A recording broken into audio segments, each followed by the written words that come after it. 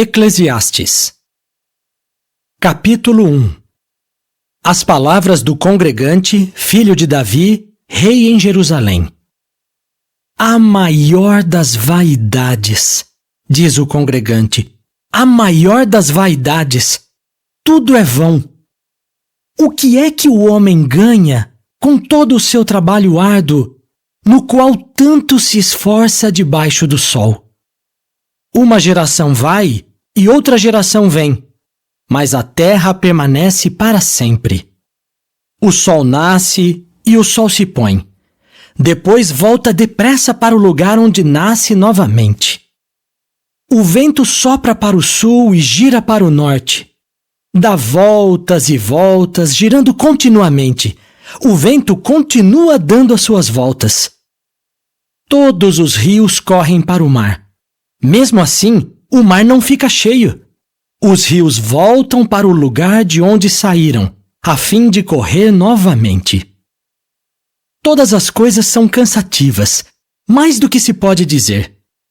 O olho não se satisfaz com o que vê, nem o ouvido se sacia com o que ouve. O que foi é o que será. E o que foi feito se fará novamente. Não há nada de novo debaixo do sol. Será que há alguma coisa de que se possa dizer: veja, isto é novo? Tudo já existe há muito tempo, já existia antes da nossa época. Ninguém se lembra dos que viveram nos tempos antigos, e ninguém se lembrará dos que vierem depois. Nem estes serão lembrados pelos que vierem depois deles. Eu, o congregante, tornei-me rei sobre Israel em Jerusalém. Empenhei-me em estudar e investigar com sabedoria tudo o que se faz debaixo dos céus. A ocupação penosa que Deus deu aos filhos dos homens, que os mantém ocupados. Vi tudo o que se faz debaixo do sol e concluí: tudo é vão. É correr atrás do vento. O que é torto não pode ser endireitado, e o que está faltando não pode ser enumerado. Então eu disse no meu coração: bem, adquiri grande sabedoria, mais do que qualquer outro antes de mim em Jerusalém. E meu coração obteve muita sabedoria e conhecimento. Eu me dediquei a conhecer a sabedoria, a conhecer a loucura e a conhecer a tolice. E isso também é correr atrás do vento. Porque muita sabedoria traz muita frustração, de modo que aquele que aumenta seu conhecimento aumenta sua dor.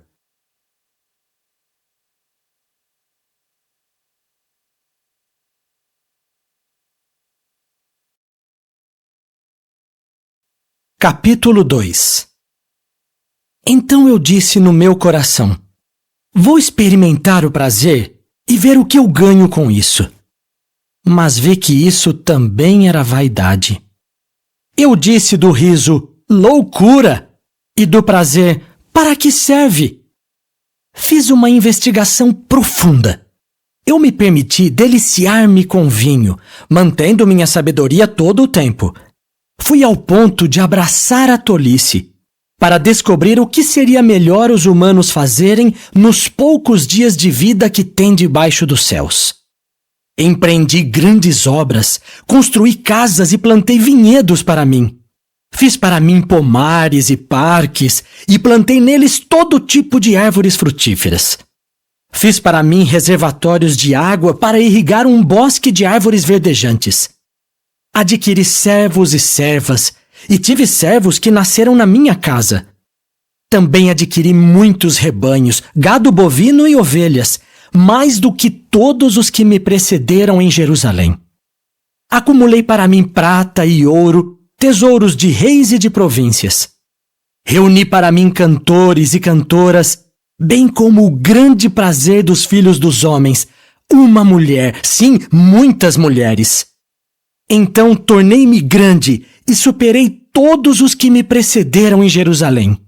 E a minha sabedoria continuou comigo. Não me neguei nada do que desejei. Não privei meu coração de nenhum tipo de prazer. Meu coração se alegrava por causa de todo o meu trabalho árduo, e essa era a minha recompensa por todo o meu trabalho árduo.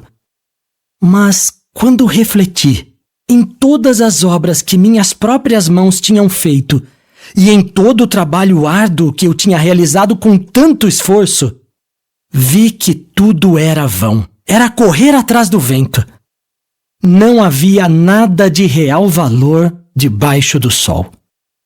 Então voltei minha atenção para a sabedoria, a loucura e a tolice. Pois o que pode fazer o homem que vem depois do rei? Apenas o que já se fez.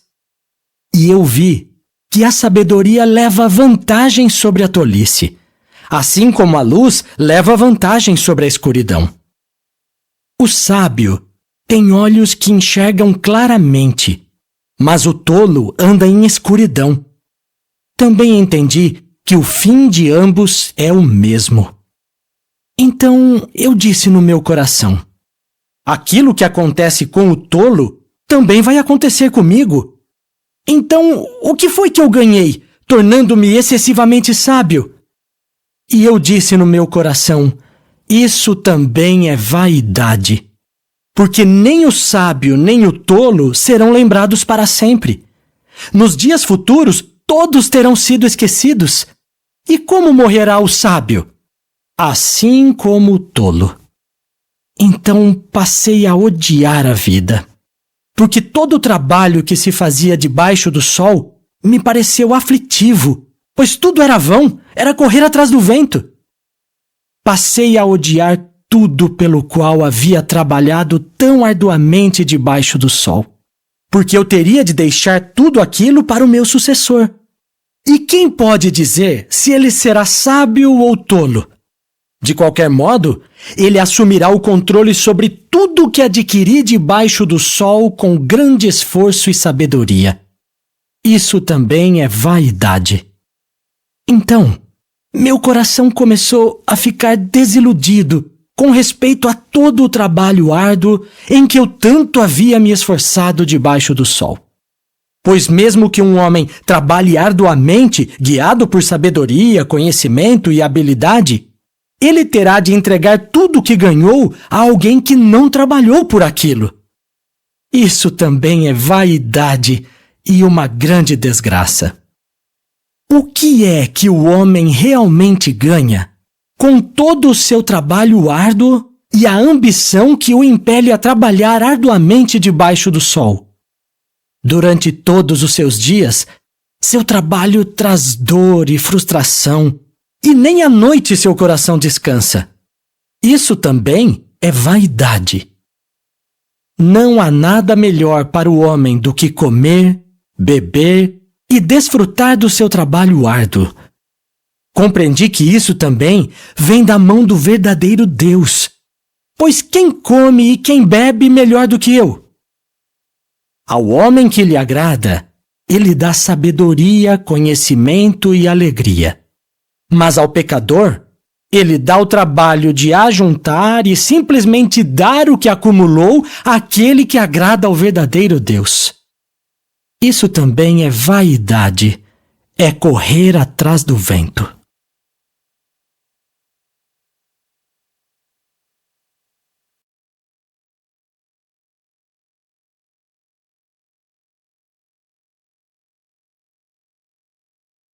Capítulo 3.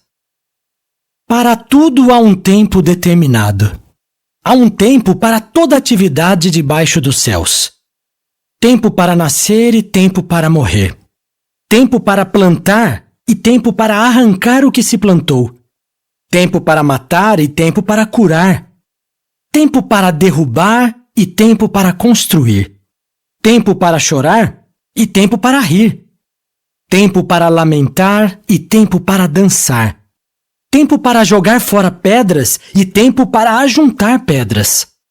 Tempo para abraçar e tempo para evitar os abraços. Tempo para procurar e tempo para dar por perdido. Tempo para guardar e tempo para jogar fora. Tempo para rasgar e tempo para costurar. tempo para ficar calado e tempo para falar, tempo para amar e tempo para odiar, tempo para a guerra e tempo para a paz. O que é que um trabalhador ganha com todo o seu esforço?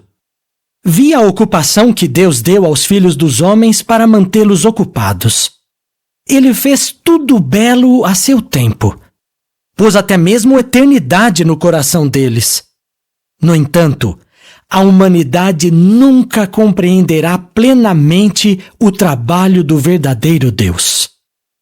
Concluí que, para eles, não há nada melhor do que se alegrar e fazer o bem durante a sua vida, e também que todos comam e bebam e desfrutem dos resultados de todo o seu trabalho árduo. É a dádiva de Deus. Entendi que tudo o que o verdadeiro Deus faz durará para sempre. Não há nada que possa ser acrescentado e não há nada que possa ser tirado. O verdadeiro Deus fez as coisas desse modo para que as pessoas o temessem. O que acontece, já aconteceu. E o que existirá, já existiu. Mas o verdadeiro Deus procura aquilo que se busca. Também vi o seguinte debaixo do sol. No lugar da justiça havia maldade, e no lugar da retidão havia maldade. Então eu disse no meu coração: o verdadeiro Deus julgará tanto o justo como o mau, pois há um tempo para toda atividade e para toda ação. Eu também disse no meu coração que o verdadeiro Deus porá à prova os filhos dos homens e lhes mostrará que são como os animais, pois o que acontece com os humanos também acontece com os animais. Todos têm o mesmo fim. Como morre um, assim morre o outro. E todos eles têm o mesmo espírito. De modo que o homem não tem nenhuma superioridade sobre os animais. Tudo é vão. Todos irão para o mesmo lugar. Todos eles vieram do pó e todos eles retornam ao pó. Quem é que realmente sabe se o espírito dos humanos vai para cima ou se o espírito do animal desce para a terra?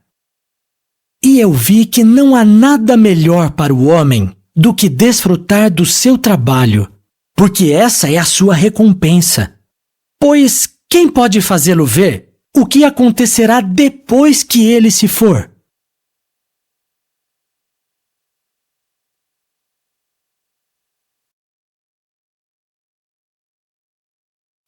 Capítulo 4.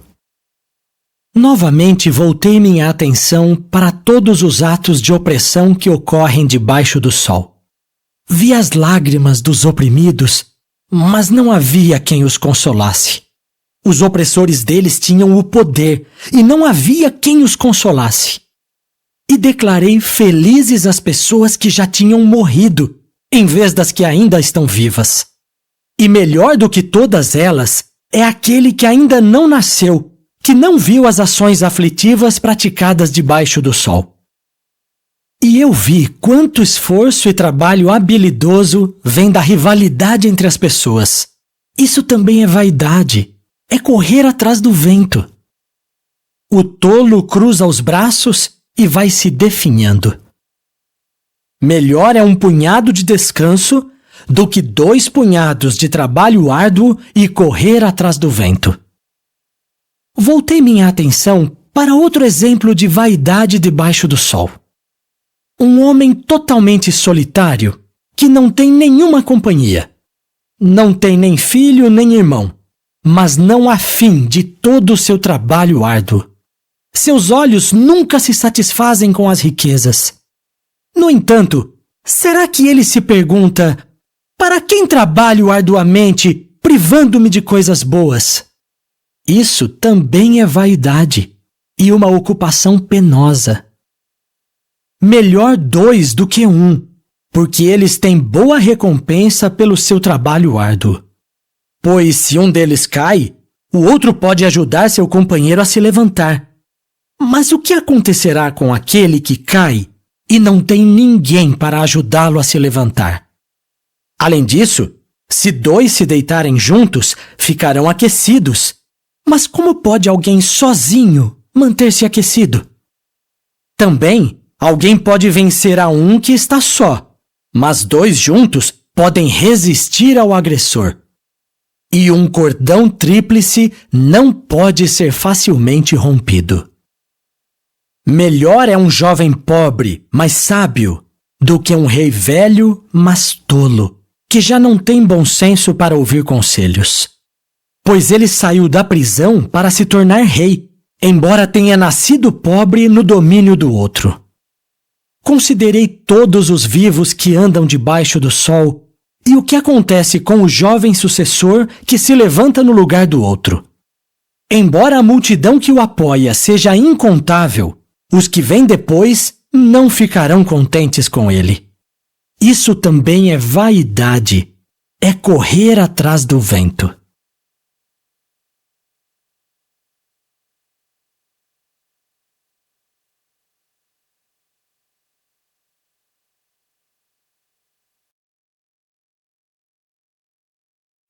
Capítulo 5. Cuide dos seus passos sempre que for à casa do verdadeiro Deus. É melhor se aproximar para ouvir do que para oferecer um sacrifício como fazem os tolos, pois eles não percebem que estão agindo mal. Não se apresse em abrir a boca, nem permita que o seu coração fale irrefletidamente diante do verdadeiro Deus, pois o verdadeiro Deus está nos céus, mas você está na terra.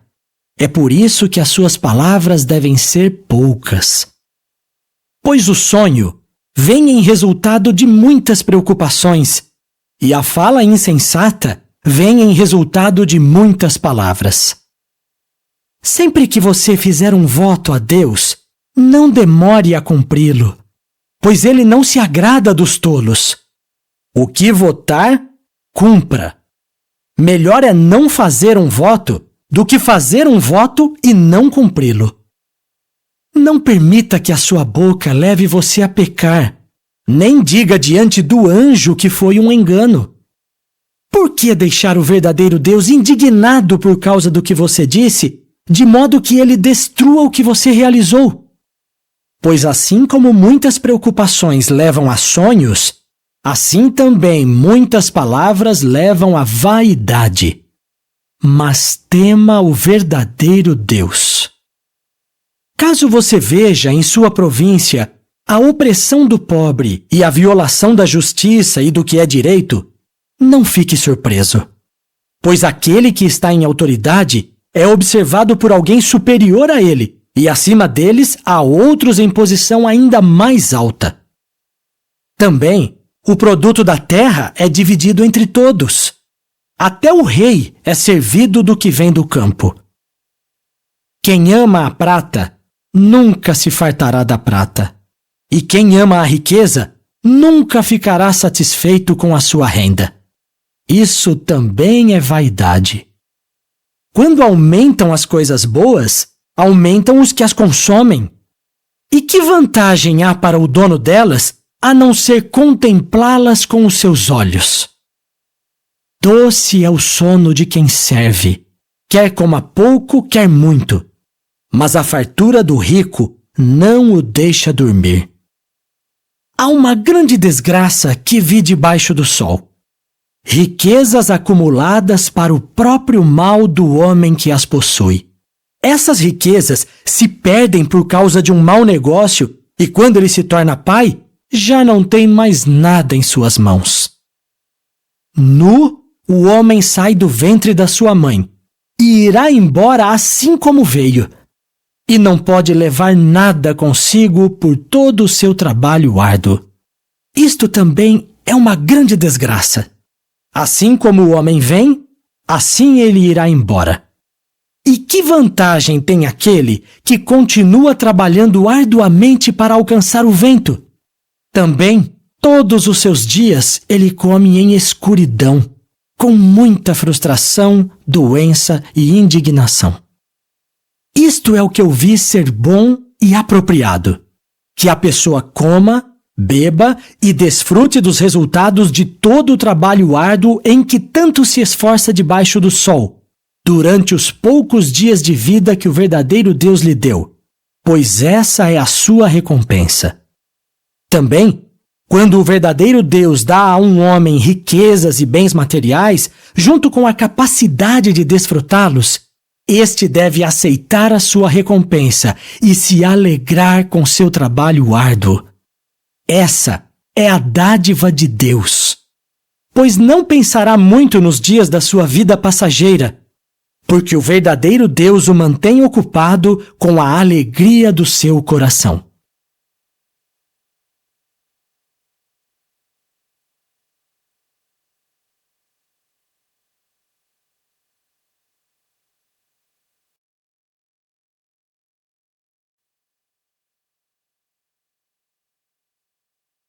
Capítulo 6. Há outra desgraça que vi debaixo do sol, e ela é comum entre os homens. O verdadeiro Deus dá a um homem riquezas, bens materiais e glória, de modo que não lhe falta nada do que deseja. Mas o verdadeiro Deus não lhe dá a capacidade de desfrutar o que tem, embora um estranho o possa desfrutar. Isso é vaidade e um grande mal.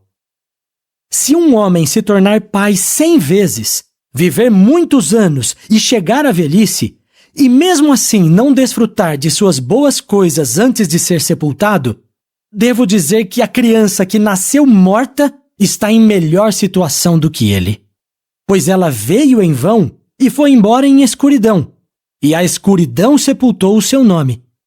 Embora nunca tenha visto o sol, nem conhecido nada, ela ainda está em melhor situação do que aquele homem. Qual é a vantagem de viver 2 vezes 1000 anos sem experimentar a felicidade? Não vão todos para o mesmo lugar? Todo o trabalho árduo de um homem é para a sua boca. No entanto, ele nunca satisfaz seu apetite. Pois que vantagem tem o sábio sobre o tolo? E de que adianta o pobre saber enfrentar a vida?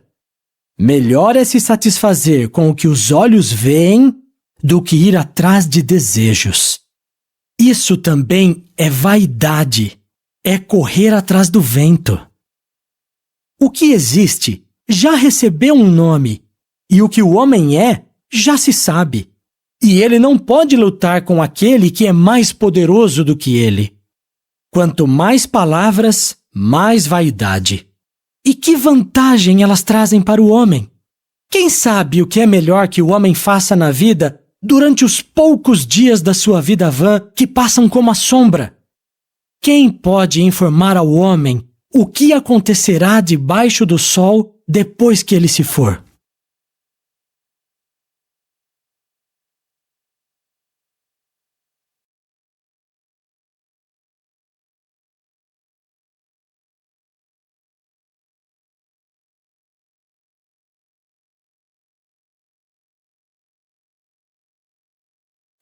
Capítulo 7. Um bom nome é melhor do que um bom óleo, e o dia da morte é melhor do que o dia do nascimento. Melhor é ir a uma casa onde há luto do que ir a uma casa onde há festa, pois a morte é o fim de todo homem, e quem está vivo deve refletir sobre isso. Melhor a tristeza do que o riso, pois um rosto triste torna melhor o coração. O coração dos sábios está na casa onde há luto, mas o coração dos tolos está na casa onde há alegria.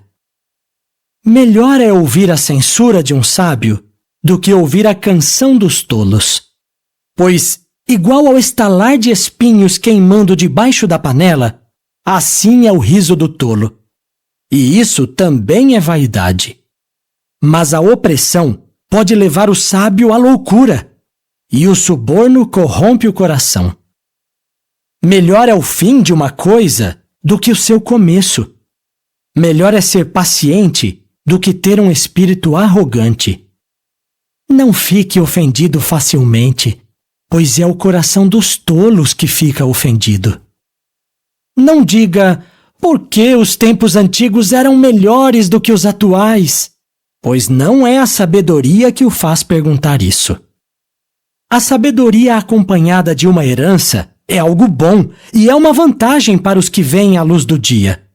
Pois a sabedoria é uma proteção, assim como o dinheiro é uma proteção. Mas a vantagem do conhecimento é esta: a sabedoria preserva a vida de quem a possui. Considere o trabalho do verdadeiro Deus.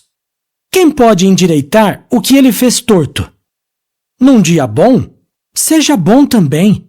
Mas num dia de dificuldades, lembre-se de que o verdadeiro Deus fez tanto um como o outro, de modo que os homens não podem ter certeza de nada do que lhes acontecerá no futuro. Durante a minha vida vã, vi de tudo.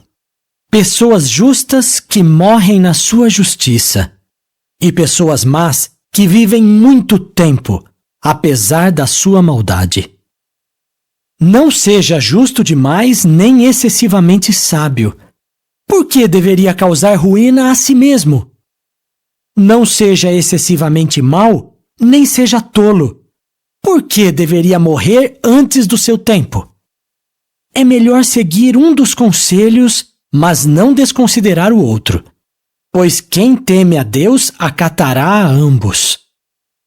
A sabedoria faz com que o sábio seja mais poderoso do que 10 homens fortes numa cidade. Pois não há nenhum homem justo na terra que sempre faça o que é bom e nunca peque. Também, não dê atenção a todas as palavras que as pessoas dizem, senão você poderia ouvir seu servo amaldiçoá-lo. Pois você, no íntimo, bem sabe que você mesmo, muitas vezes, amaldiçoou a outros. Tudo isso eu examinei com sabedoria e eu disse: vou me tornar sábio. Mas isso estava fora do meu alcance. O que já aconteceu é inatingível e insondável. Quem o pode entender? Eu voltei meu coração para conhecer, investigar e procurar a sabedoria e a razão por trás das coisas, e para entender a maldade da insensatez e a tolice da loucura. Então descobri que mais amarga do que a morte é a mulher que é como uma rede de caça, cujo coração é como redes de arrasto e cujas mãos são como correntes. Aquele que agrada ao verdadeiro Deus escapará dela, mas o pecador é capturado por ela.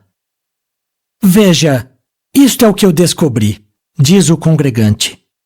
Investiguei uma coisa após outra para tirar uma conclusão, mas o que busquei continuamente não encontrei. Entre 1000, achei um homem, mas não achei nenhuma mulher. O que descobri se resume nisto: o verdadeiro Deus fez a humanidade reta, mas eles seguiram seus próprios planos.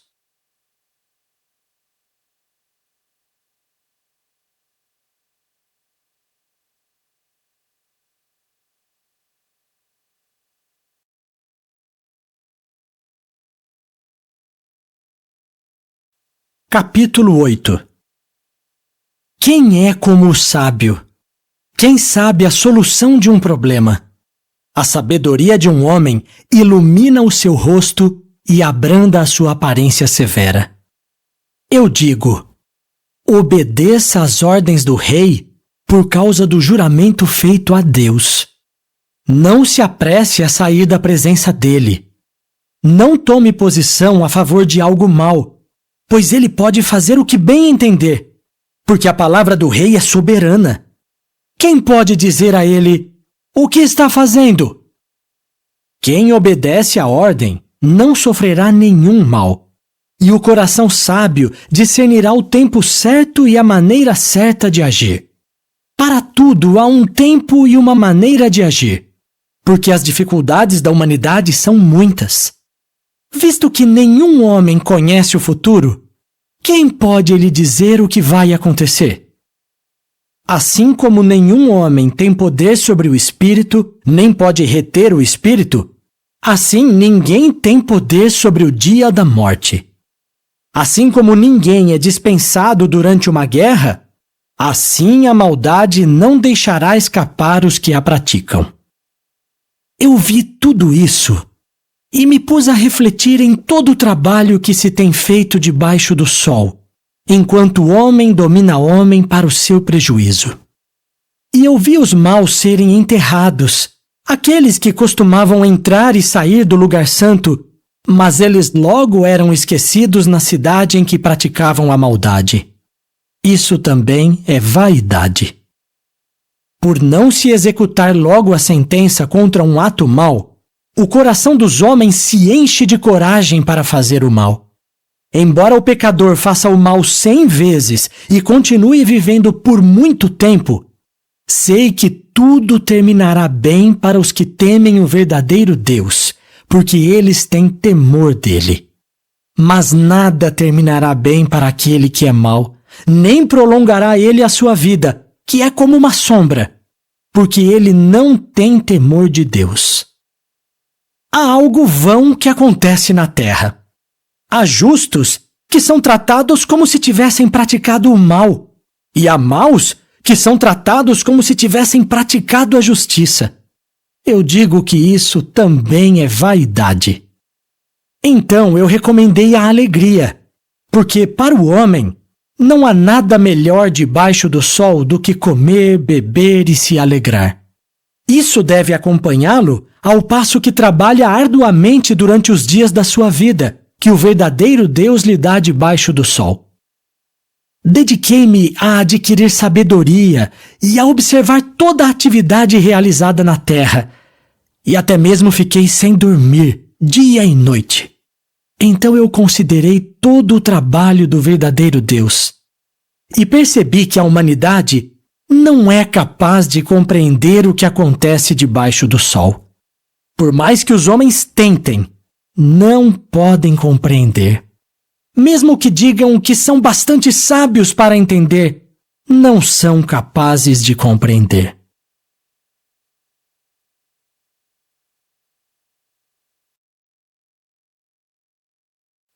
Capítulo 9. Assim, refleti sobre tudo isso e concluí que os justos e os sábios, bem como suas obras, estão nas mãos do verdadeiro Deus. Os homens não se dão conta do amor nem do ódio que houve antes deles. Todos têm o mesmo fim: o justo e o injusto, o bom e puro e o impuro, aqueles que oferecem sacrifícios e aqueles que não oferecem sacrifícios. O bom é igual ao pecador. Quem faz juramentos é igual àquele que pensa antes de fazer um juramento. Isto é algo aflitivo que acontece debaixo do sol. Visto que todos têm o mesmo fim, o coração dos humanos está cheio de maldade, e há loucura no seu coração durante a sua vida, e depois eles morrem. Há esperança para aquele que está entre os vivos, porque é melhor o cão vivo do que o leão morto. Pois os vivos sabem que morrerão, mas os mortos não sabem absolutamente nada, nem têm mais recompensa, porque toda a lembrança deles caiu no esquecimento. Também seu amor, seu ódio e seu ciúme já não existem, e eles não têm mais parte em nada do que se faz debaixo do sol. Vá, coma o seu alimento com alegria e beba o seu vinho com coração alegre, pois o verdadeiro Deus já se agradou das suas obras. Sejam sempre brancas as suas roupas e não deixe de pôr óleo sobre a sua cabeça. Desfrute a vida com a sua amada esposa todos os dias da sua vida vã, que ele lhe deu debaixo do sol, sim, todos os seus dias vãos, pois essa é a sua porção na vida e no seu trabalho árduo, no qual tanto se esforça debaixo do sol. Tudo o que a sua mão achar para fazer, faça-o com toda a sua força, pois não há trabalho, nem planejamento, nem conhecimento, nem sabedoria na sepultura, o lugar para onde você vai. E eu vi mais outra coisa debaixo do sol. Os velozes nem sempre vencem a corrida, e nem sempre os fortes vencem a batalha. Os sábios nem sempre têm alimento. Os inteligentes nem sempre têm riquezas, Os que têm conhecimento nem sempre têm sucesso, porque o tempo e o imprevisto sobrevêm a todos eles. Pois o homem não sabe a sua hora. Assim como os peixes são apanhados numa rede cruel e os pássaros são apanhados numa armadilha, assim os filhos dos homens são enlaçados na hora da desgraça, quando ela lhes sobrevém de repente. Também vi, debaixo do sol, este exemplo de sabedoria que me impressionou.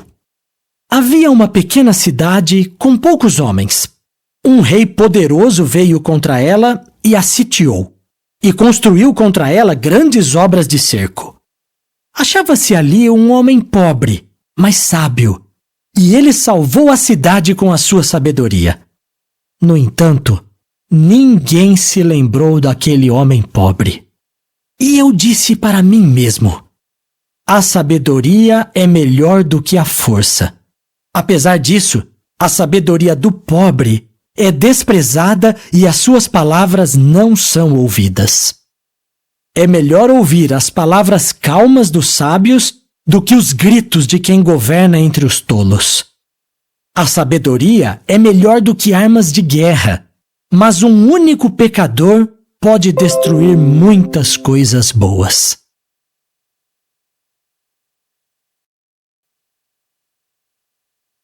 Capítulo 10. Assim como moscas mortas fazem o óleo do perfumista estragar e cheirar mal, assim também uma pequena tolice pesa mais do que a sabedoria e a glória. O coração do sábio o guia no caminho certo, mas o coração do tolo o guia no caminho errado. Seja qual for o caminho em que ande, o tolo age sem bom senso, e ele mostra a todos que é tolo. Se a ira de um governante se acender contra você, não deixe o seu lugar, pois a calma aplaca grandes pecados. Há algo aflitivo que vi debaixo do sol, o tipo de erro cometido pelos que estão no poder. Os tolos são postos em muitas posições elevadas, mas os ricos continuam em posições inferiores. Vi servos andando a cavalo, mas príncipes andando a pé como servos. Quem cava um buraco pode cair nele, e quem derruba um muro de pedras pode ser picado por uma cobra. Quem extrai pedras, com elas pode se ferir, e quem racha toras se expõe ao perigo. Se uma ferramenta está cega e não for afiada, será preciso fazer muito esforço, mas a sabedoria ajuda a obter sucesso. Se a cobra picar antes de ser encantada, não haverá vantagem para o encantador habilidoso. As palavras que saem da boca do sábio trazem favor, mas os lábios do tolo são a sua ruína. Suas primeiras palavras são tolice, e as últimas são loucura desastrosa. Mas o tolo continua falando. O homem não sabe o que vai acontecer.